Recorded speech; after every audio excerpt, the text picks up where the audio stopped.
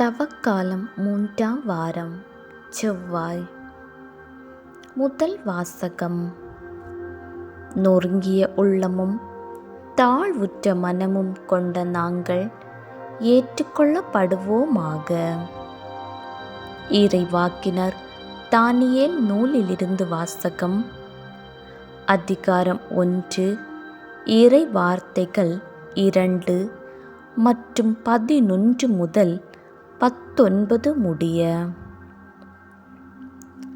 அந்நாட்களில் அசரியா நெருப்பின் நடுவில் எழுந்து நின்று உரத்த குரலில் பின்வருமாறு மன்றாடினார்: உமது பெயரை முன்னிட்டு எங்களை என்றும் கைவிட்டு விடாதீர். உமது உடன்படிக்கையை முறித்து விடாதீர். உம் அன்பர் ஆபிராமை முன்னிட்டும் உம் ஊழியர் ஈசாக்கை முன்னிட்டும் உம் தூயவர் இஸ்ரவேலை முன்னிட்டும் உம் இரக்கம் எங்களை விட்டு நீங்க செய்யாதீர். விண்மீன்களைப் போலவும் கடற்கரை மணலைப் போலவும் அவர்களின் வழி மரபினரை பெருக செய்வதாக நீர் அவர்களுக்கு உறுதி அளித்தீர். ஆண்டவரே, எங்கள் பாவங்களால் மற்ற மக்களினங்களை விட நாங்கள் எண்ணிக்கையில் குறைந்து விட்டோம். உலகெங்கும் இன்று தாழ்வடைந்தோம். இப்பொழுது எங்களுக்கு மன்னர் இல்லை, இறைவாக்கினர் இல்லை, தலைவர் இல்லை, எரிபலி இல்லை, எந்த பலியும் இல்லை, காணிக்கை பொருளோ தூபமோ இல்லை. உம் திருமுன் பலியிட்டு உம் இரக்கத்தை பெற இடமே இல்லை. ஆயினும் செம்மறி கடாக்கள் காளைகளால் அமைந்த எரிபலி போலும் பல்லாயிரம் கொழுத்த ஆட்டுக்குட்டிகளாலான பலி போலும் நொறுங்கிய உள்ளமும் தாழ்வுற்ற மனமும் கொண்ட நாங்கள் ஏற்றுக்கொள்ளப்படுவோமாக. அவ்வாறே எமது பலி இன்று உம் திருமுன் அமைவதாக. நாங்கள் முழுமையாக உம்மை பின்பற்றுவோமாக. ஏனெனில் உம்மில் நம்பிக்கை வைப்போர் வெட்கத்திற்கு ஆட்பட மாட்டார். இப்பொழுது நாங்கள் முழு உள்ளத்துடன் உம்மை பின்பற்றுகிறோம். உமக்கு அஞ்சி உம் முகத்தை நாடுகிறோம். எம்மை வெட்கத்துக்கு உள்ளாக்காதீர். மாறாக உம் பரிவிற்கு ஏற்பவும் இரக்க பெருக்கத்திற்கு ஏற்பவும் எங்களை நடத்தும். ஆண்டவரின் அருள் வாக்கு. இறைவா, உமக்கு புகழ்.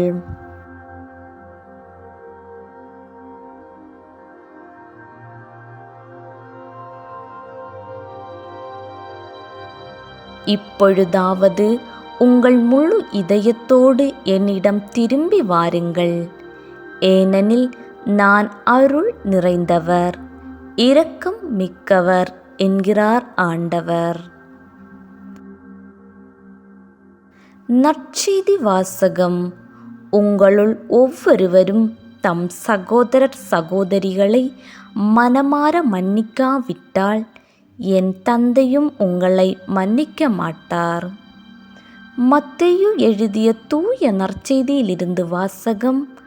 அதிகாரம் 18, இறை வார்த்தைகள் 21 முதல் 35 முடிய.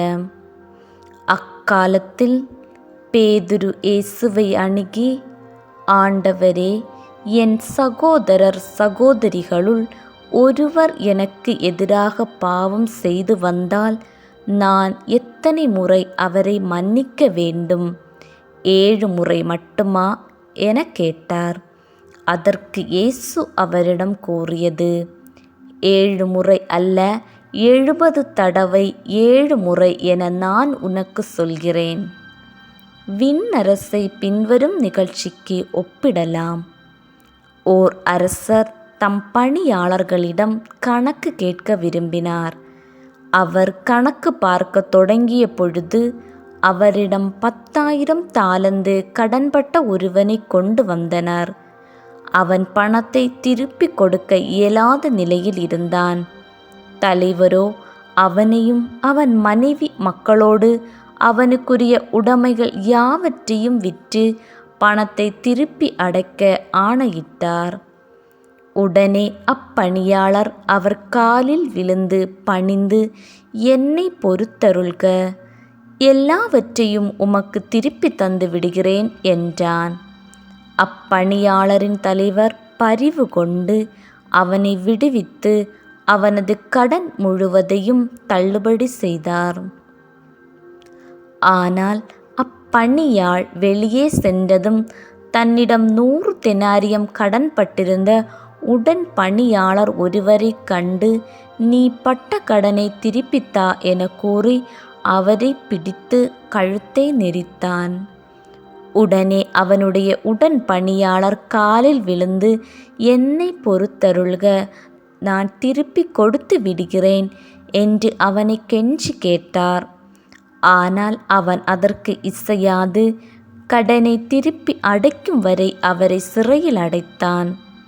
அவருடைய உடன் பணியாளர்கள் நடந்ததை கண்டபோது மிகவும் வருந்தி தலைவரிடம் போய் நடந்தவற்றையெல்லாம் விளக்கி கூறினார்கள். அப்போது தலைவர் அவனை வரவழைத்து, பொல்லாதவனே, நீ என்னை வேண்டிக் கொண்டதால் அந்த கடன் முழுவதையும் உனக்கு தள்ளுபடி செய்தேன். நான் உனக்கு இரக்கம் காட்டியது போல நீயும் உன் உடன் பணியாளருக்கு இரக்கம் காட்டியிருக்க வேண்டும் அல்லவா என்று கேட்டார். அத்தலைவர் சினங்கொண்டவராய் அனைத்து கடனையும் அவன் அடைக்கும் வரை அவனை வதைப்போரிடம் ஒப்படைத்தார். உங்களுள் ஒவ்வொருவரும் தம் சகோதரர் சகோதரிகளை மனமார மன்னிக்காவிட்டால் விண்ணுலகில் இருக்கும் என் தந்தையும் உங்களை மன்னிக்க மாட்டார். ஆண்டவரின் அருள் வாக்கு. கிறிஸ்துவே உமக்கு புகழ்.